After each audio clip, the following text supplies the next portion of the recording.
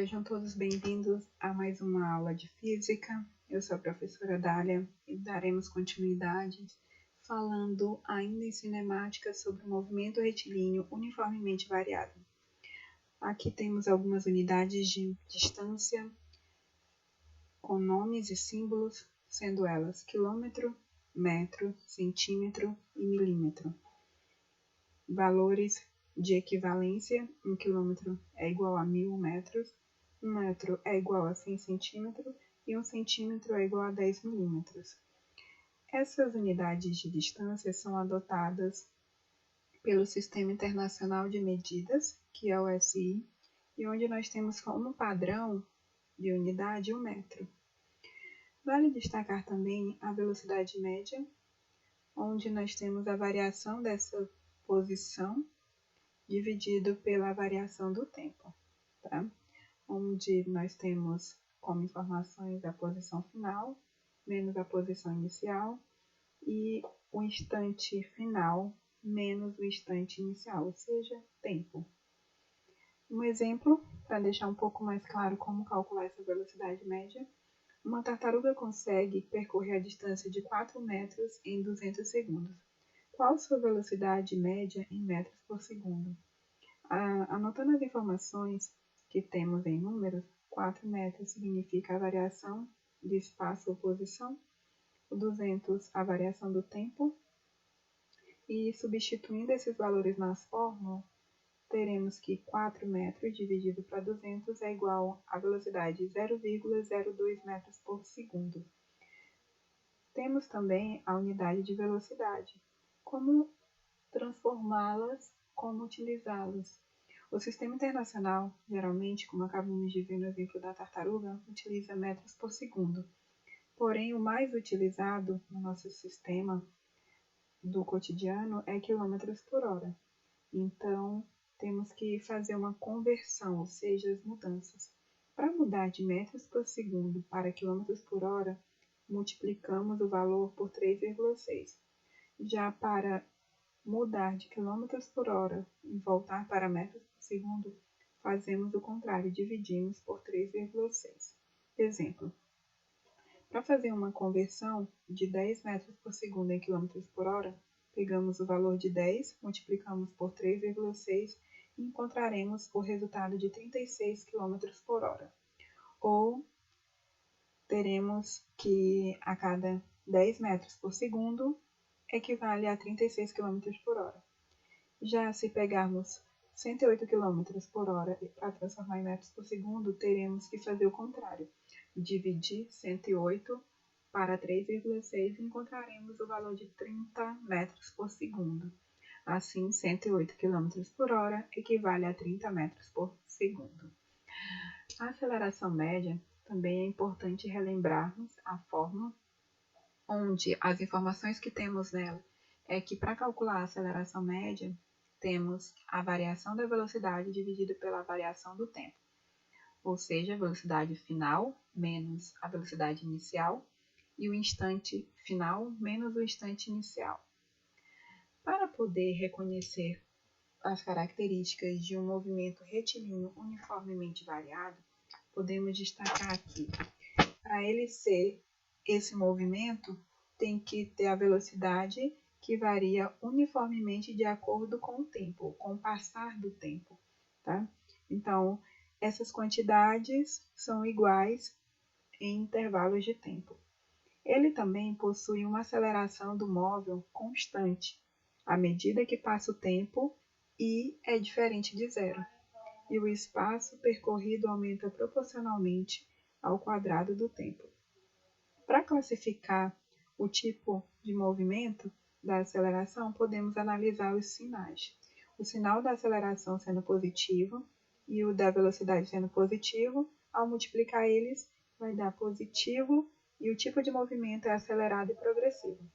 Já quando a aceleração é negativa e a velocidade negativa, o produto entre eles é positivo, acelerado e retrógrado.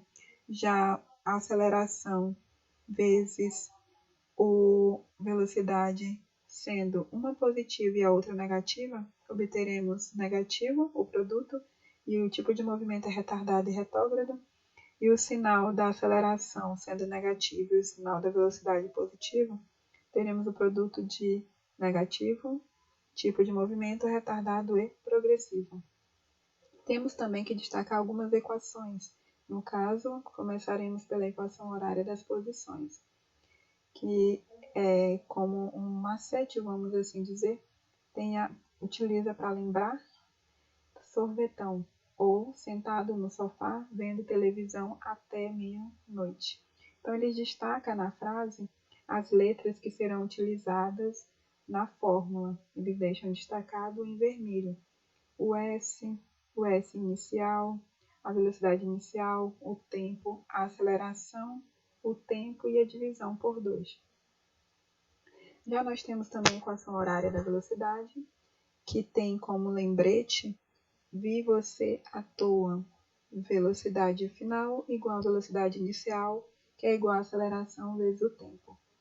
Já a equação de Torricelli, temos que vovô na asa delta 2. Velocidade ao quadrado igual a velocidade inicial igual a 2 vezes a aceleração vezes a variação do espaço. Os gráficos também, nesse tipo de movimento, é importante analisar. No primeiro caso deles, teremos a aceleração e o tempo, onde, se ele for um movimento acelerado, a aceleração, a linha vermelha, vai estar acima, vai ser positiva e vai estar acima da linha do tempo. Já quando ele é retardado, a linha vermelha, a aceleração está abaixo, negativa, e abaixo da linha do tempo. Já no segundo caso, nós temos a velocidade e o tempo, onde a aceleração é menor que zero. Então, o movimento começa na parte de cima e vai para baixo, onde na parte acima da linha do T, ele é um movimento retardado progressivo. Tá? Quando toca a linha do T, o eixo do tempo, a velocidade é igual a zero, e ela começa, a partir daí, o movimento acelerado retrógrado. Já se eu tiver um movimento que parte de baixo para cima, eu tenho que o movimento começa com a aceleração maior que zero, porque ele tem que subir. E neste caso, o movimento é retardado e retrógrado. Quando ele toca a linha do tempo, continua ainda com velocidade igual a zero. A partir de lá, ele começa o movimento acelerado progressivo. Já no terceiro caso, nós temos a posição e o tempo. Quando a gente vai analisar esse gráfico, não é mais uma reta, é uma linha curva, ou seja, uma parábola, com a abertura dessa parábola, como se fosse em formato de um U, voltado para cima, ou seja, a concavidade. A aceleração é maior que zero. No primeiro instante, o primeiro lado até cruzar, que parte de cima até o mínimo, quando toca a linha pontilhada, a velocidade é menor que zero, a aceleração é maior que zero, e o tipo de movimento é um movimento retardado. E essa velocidade, quando toca a linha pontilhada, é igual a zero. E ela começa a subir. A partir do momento que sobe, a velocidade tem que ser maior que zero e a aceleração também. Então, é um movimento acelerado progressivo. Já se eu tenho a concavidade, ou seja, a abertura da parábola voltada para baixo, o primeiro momento que ela está embaixo, ela vai subir. Então, é um movimento retardado progressivo, porque ele tem que ter velocidade maior que zero e aceleração menor que zero. E ao chegar em cima da linha pontilhada, a sua velocidade é igual a zero, volta a descer e tem um ponto acelerado retrógrado. Aí a velocidade já tornou-se menor que zero e a aceleração também. Propriedades nos gráficos desses movimentos. Aqui nós temos que, quando a gente começa a analisar, o primeiro caso que a gente viu de aceleração e tempo, quando o tempo 1 e o tempo 2, a gente vai pegar essa informação para substituir na área desse retângulo, essa figura formada entre a linha do T e a linha vermelha. E nela nós teremos que colocar que a área é igual à aceleração vezes a área do tempo. Sendo assim, nós temos que velocidade é congruente ou igual à área. Já no segundo caso, temos a velocidade vezes o tempo. Aqui nós temos a mesma figura, só que a linha está no movimento contínuo. E a partir daí, ela forma um ângulo beta, onde teremos, para poder calcular, o cateto oposto sobre o cateto adjacente. Chegando à conclusão de que a aceleração é igual à tangente de beta. A partir de agora, aqui temos alguns exercícios para que vocês possam estar analisando. Tem algumas informações que já foram destacadas, a fórmula, tá? O carro partindo do repouso, leva 5 segundos para alcançar a velocidade de 20 metros por segundo. Calcule a sua aceleração média. A velocidade inicial é zero porque o carro não está em movimento. Então, é 0 metro por segundo. O tempo é 5 segundos e a velocidade, depois quando ele passa a percorrer, é 20 metros por segundo. Segundo exercício, usando uma equação horária, tá? Que a gente viu há alguns slides. Temos o outro exercício, também envolvendo alguma situação, tá?